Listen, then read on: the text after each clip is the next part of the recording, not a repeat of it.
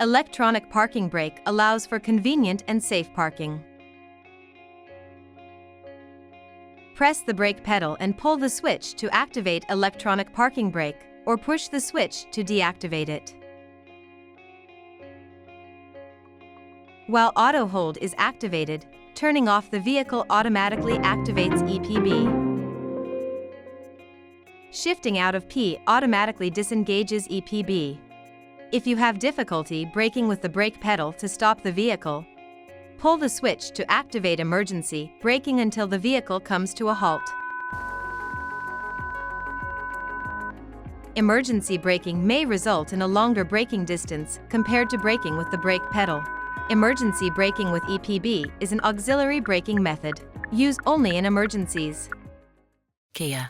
Movement that inspires.